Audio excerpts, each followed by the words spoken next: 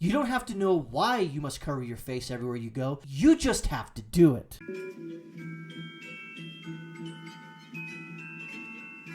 So here we go. Twitter has done it again. Now they do ban some leftists, but not to the amount they ban people on the right. White House expert Scott Atlas censored by Twitter. Twitter's capped off a week of censorship by silencing a top White House scientist. Oh. So there are certain scientists that are allowed to speak their mind and allowed to share their truth or their evidence. Or even if you want to say narrative. I get that. But Twitter says only these scientists are allowed to speak because they fit the narrative that we produce. But Scott Atlas and the New York Post, they can't say anything because we don't trust them. Ah, I see. You see, even Governor Cuomo has come out and said, why is mask political? Because you made him political. You made the whole wearing mask thing political. If you got with both sides of the political spectrum, came together and look, here's what we need to do. Don't force mask wearing. Let's say leave it up to the businesses. Leave it up to state governments. Which has happened, but it's gotten pretty draconian. But no, they didn't do that. They said, wear it or else. It's like, well, what about all this evidence from doctors and scientists? No. Wear it or else. It's like, wait a minute. Why are you forcing this on us? It almost seems like you're trying to, dare I say, force your will on the people. Could be right. I could be wrong.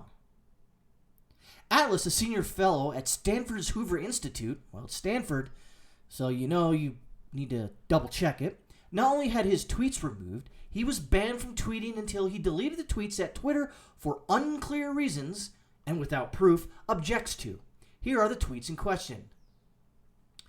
You can read it for yourself, but I'll get to the crux of it because they ask, in an email to the Federalist, Atlas outlined the evidence behind his tweet. In the deleted tweet, I cited the following evidence against general population masks. 1. Cases exploded even with mandates. LA County, Miami-Dade County, Hawaii, Alabama, the Philippines, Japan, the United Kingdom, Spain, France, and Israel. 2.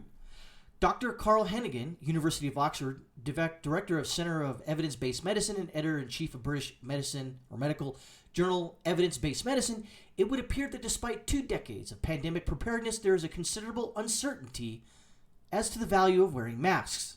And this is from Oxford. 3. The WHO, the widespread use of masks by healthy people in the community setting is not yet supported by high quality or direct scientific evidence, and there are potential benefits and harms to consider. Really? Why isn't Jack Dorsey and the Zuck letting this information out? Shouldn't everyone have this information so they can come to a thoughtful and careful conclusion to if they should wear a mask or not? Seems like there's something up. The CDC, 4. Our scientific review found no significant effect of face masks on transmission of laboratory-confirmed influenza. I know what you're going to say, well, it's the influenza, it's not the COVID-19. It's a virus. They're about the same size. Let's move on. I also cited an article giving detailed explanation of the reasons why masks might not prevent spread. Interesting. Notwithstanding, this evidence regarding arguably the most important and contentious debate raging in American society, the constant mandate of masks, and by the way, Governor Cuomo came out recently in a tweet that said, masks shouldn't be political, just wear it. It's like, hey, asshole, you made it political. I didn't make it political. The problem is that the left and the right side of the political spectrums should have gotten together and say, look, what are we going to do? How are we going to convince people to wear masks, even though the evidence and the medical research on it is not really sound. It's not high quality, as the WHO stated. Well, they should have got together and said, hey, look, leave it to the states, leave it to private companies if you want to, if you're going to go into a store, you got to wear it or not. Leave it up to them. But don't make it a countrywide or statewide mask mandate, because there's people out there like myself that are going to question the efficacy. And Scott Atlas has already, I guess, given me some arrows for my quiver for the debate against this.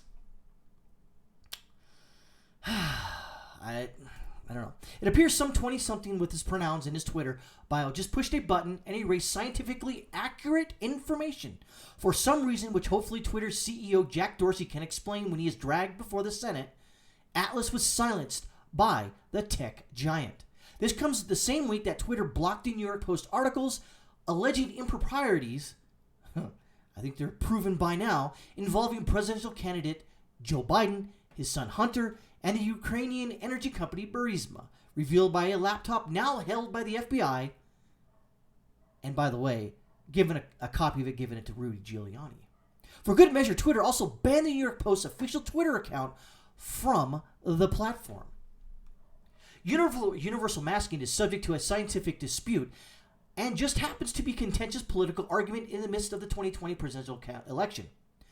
Under the dubious policy of stopping the spread of disinformation, Twitter has silenced an expert on the matter for what seems to be politically motivated purposes. If you don't think this is not politically motivated, well, you might be a leftist. I guarantee you are. And if you're still with me, let's continue. If you're a leftist and you're still with me, hopefully you'll take this and do some research yourself to come to your own well thought out conclusion.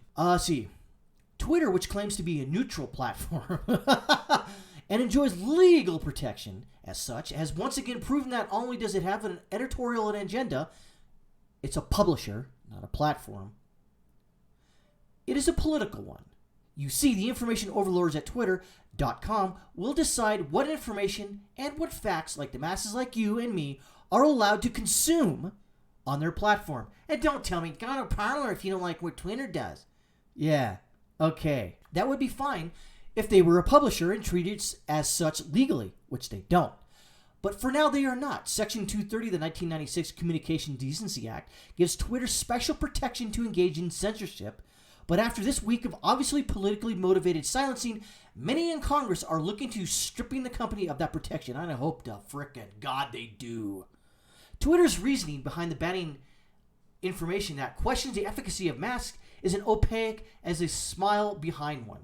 Like much of the traditional media, it seems to believe that American people are too stupid to confront and analyze actual information. That might be true for some, but not for all. And instead must be spoon-fed instructions like toddlers. Only the Ministry of Information will allow me to understand. You don't have to know why you must cover your face everywhere you go. You just have to do it. This is enough. It is well past enough already, frankly. Twitter is now censoring important and much needed scientific information that the American people need to make informed decisions about their health. If Jack Dorsey wants to be mask buddy, busybody, while he parties maskless with Beyonce and Jay-Z on a yacht, rut-row, so be it. The mask rules don't apply to him. He's exempt. But the laws of the United States should and must. Twitter is no neutral platform. This fact is obvious as a punch in the mouth, which is exactly what Congress needs to give it, which it probably won't. Free speech is as central to the American experiment as any concept is, and as foreign to Twitter as it could be. It would be a shame if screen captures of Atlas tweets somehow found their way onto Twitter. I know @Jack would be dismayed. If he's not in Indonesia engaging in fasting and spiritual development and slamming his face in a tackle box to get a new nose ring. This is where we come, I guess, full circle. Why should I trust, I guess, what some medical experts say, that these medical experts are wrong, but they're right? And these medical experts over here saying, like, look, they may not be effective. We probably should wear them, but they may not be effective, so there's no reason to. But there needs to be more high-quality research. So until then, do we just suck this up? Do we just allow Twitter to violate the tenets of the First Amendment? And I'm just going to say, well, they're a private company, they can do that. Right. Twitter is a private company. But should they engage in censorship, violating the First Amendment, even though they don't have to? That is a good question for all of you to ask yourself and ask Twitter, and especially that nincompoop Jack Dorsey.